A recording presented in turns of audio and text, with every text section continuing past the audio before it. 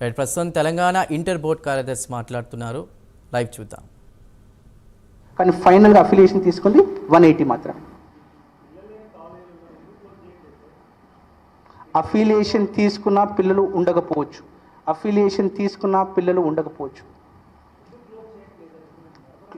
Affiliation ఇవ్వడం కోసం board ఉంది. క్లోజ్ అంటే అఫిలియేషన్ ప్రక్రియ ఇయర్లీ ప్రక్రియ. ప్రతి సంవత్సరం ఒకసారి ఒక కాలేజీకి అఫిలియేషన్ ఇస్తాం.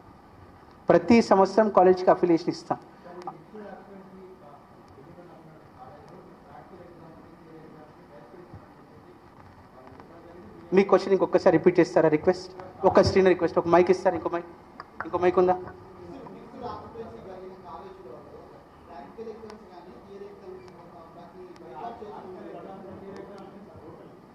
ఆల్రెడీ ప్రాక్టికల్ సెంటర్స్ సంబంధించి సీసీ కెమెరా ఇన్స్టాలేషన్ అయిపోయింది. ఈ సెంటర్స్లో కూడా వారు సెంటర్స్ ఇస్తున్నారు, ఎటువంటి సమస్య లేదు. And cut off date 20th of this month. ఈ 20th తర్వాత ఏదైతే అఫిలియేషన్స్ వచ్చాయో ఆ కాలేజెస్లో థియరీ సెంటర్స్ ఇవ్వడానికి లేదు.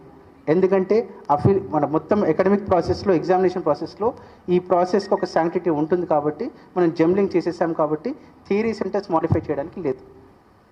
కాబట్టి ప్రాక్టికల్ సెంటర్స్ మిక్స్డ్ ఆక్యుపెన్సీ వారికి ఇస్తున్నాం, అక్కడనే కండక్ట్ చేస్తున్నాం.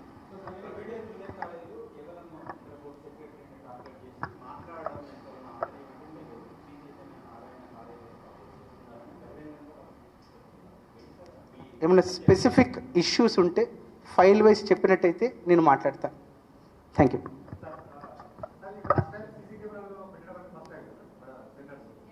ఎస్,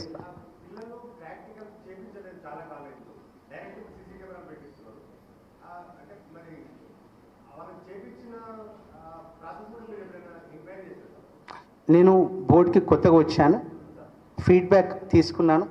ప్రతి కాలేజ్లో కూడా థియరీ ప్లస్ ప్రాక్టికల్స్ ప్రాపర్గా చేస్తున్నారనే ఫీడ్బ్యాక్ ఉంది.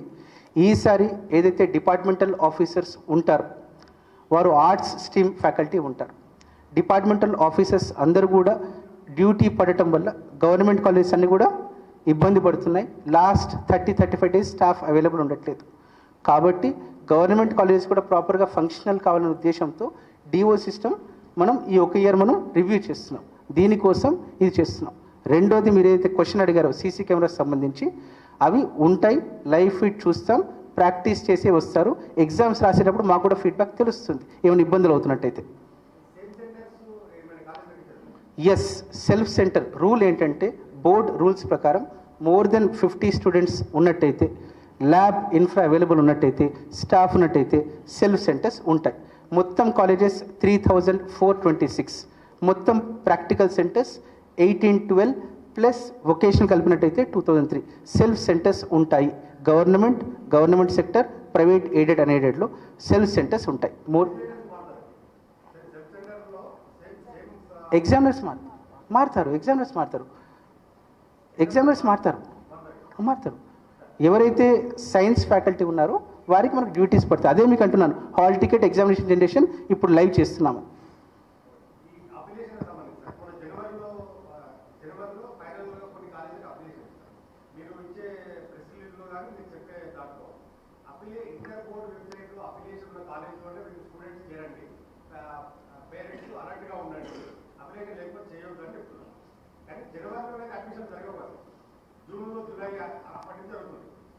జనవరిలో ఇచ్చిన అప్లికేషన్ కూడా వాళ్ళు ఆల్రెడీ అడ్మిషన్ చేసుకున్నారు. అంటే స్టూడెంట్స్ అప్లికేషన్ లేని కాలేజీలో చేరారు. ఒకవేళ కండిషనల్గా మీరు ఇవ్వకపోతే వాళ్ళ పరిస్థితి ఏమైనా అంటే ఇప్పటి వరకు డిలే చేయడం వల్ల స్టూడెంట్స్ సఫర్ అవుతుంటారు కదా. అంటే ఈ ఇయర్ జరిగింది, ఎవ్రీ ఇయర్ అదే జరుగుతుంది.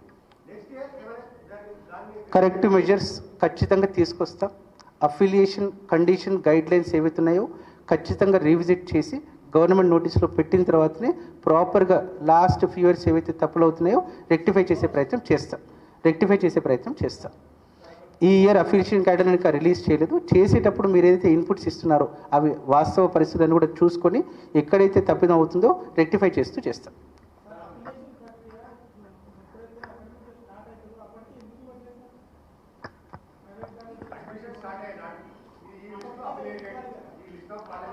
ఈ ఇయర్ కట్ ఆఫ్ డేట్స్ అనేది ప్రాపర్గా మెయింటైన్ చేస్తూ అఫిలియేషన్ ప్రక్రియని స్టార్ట్ చేస్తాము. అఫిలియేషన్ ప్రక్రియ ప్రాపర్గా స్టార్ట్ చేస్తాం. ఎందుకంటే ఎస్ తప్పిదం ఉన్నమాట వాస్తవమే, మాకు అర్థమైంది, ఈ ఇబ్బందులు ఉన్నాయన్నమాట వాస్తవమే. అఫిలియేషన్ లేకుండా అడ్మిషన్స్ చేశారంటున్నారు, చేశారు. ఇప్పుడు అదే మీరు అన్నది క్వశ్చన్, కరెక్ట్ క్వశ్చన్. ఈ ఇయర్ రెక్టిఫికేషన్ చేస్తాం, ఎందుకంటే ఇది ప్రతి ఇయర్ అఫిలియేషన్ కాబట్టి ఈ ఇయర్ రెక్టిఫై చేస్తాం.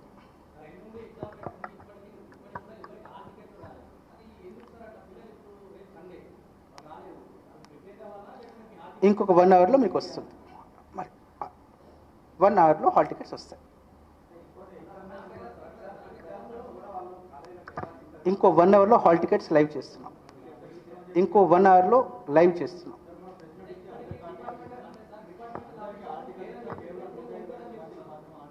ఎస్, మీరు మాట్లాడింది ఏదైతే మాట్లాడుతున్నారో ఆ number English environment exam, environment and ethics exam సంబంధించి మొత్తం 3 హాల్ టికెట్స్ ఇస్తాం. ఒకటి ఎన్వైర్న్మెంట్ ఎథిక్స్, తర్వాత ప్రాక్టికల్స్, మూడోది థియరీ. మీరు ఫస్ట్ రిఫర్ చేసేది 128 మెంబర్స్ ఏదైతుందో ఈ 29th 30th అయిన ఎగ్జామ్ ఎన్వైర్న్మెంట్ అండ్ ఎథిక్స్, దానికి సంబంధించి అందరికీ వెళ్ళాయి. ఆ రోజు రాత్రిపూట ఎవరైతే ఫీ పే చేశారో ఆ స్టూడెంట్ కూడా ఎగ్జామ్ పర్మిట్ చేస్తూ ఆ 128 మెంబర్స్ కూడా మన హాల్ టికెట్స్ ఆ రోజు ఈవినింగ్ ఇష్యూ చేశామని చెప్పారు. మీరు చెప్పే సెకండ్ ఏదైతే మేము హాల్ టికెట్స్ అంటున్నామో ప్రాక్టికల్స్కి సంబంధించి అది వాళ్ళు లైవ్ అవుతుంది. అయ్యాయి, అవును.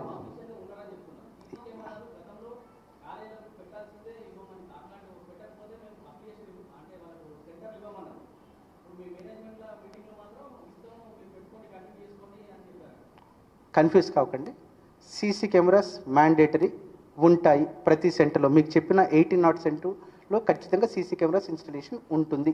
ప్రక్రియ మేము ఆన్లైన్లో వ్యూ చేస్తాం. ఇది ఫస్ట్. రెండోది డిఓ సిస్టమ్ లేదు.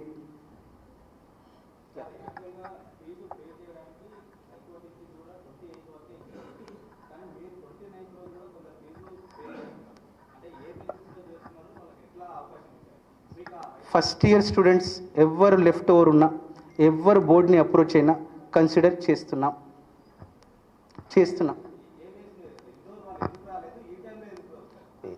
ఏ తప్పిదం వల్ల రాకున్నా కూడా ఆ పిల్లగాని భవిష్యత్తు దృష్టిలో పెట్టుకుని డెసిషన్ తీసుకున్నాం, ఇస్తున్నాం.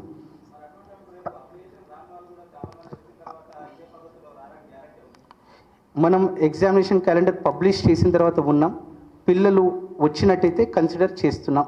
అదే స్టాండ్. చేసేటప్పుడు వాళ్ళు ఒక అఫిలియేటెడ్ కాలేజ్లోనే ఉంటారు, కానీ వారి అడ్మిషన్ కూడా ఉంటుంది వారికి. ఇప్పుడు ఫీ పే చేస్తున్నారు.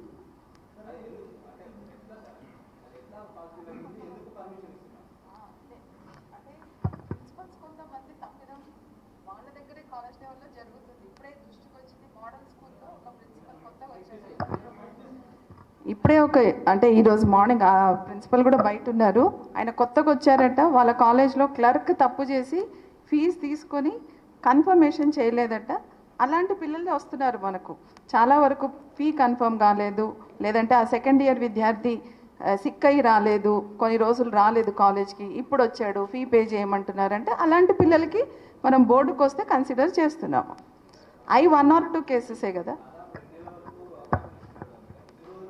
ఎస్, మీరు అన్నది వాస్తవమే. ఏదైతే కట్ ఆఫ్ డేట్స్ పెట్టామో కంటిన్యూస్గా మనం ఎక్స్టెండ్ చేస్తున్నాం. ఎందుకు? పిల్లవాని భవిష్యత్తును దృష్టిలో ఉంచుకొని. మీరు అన్న ఇవే bulletin updates. Keep watching Prime 9 News.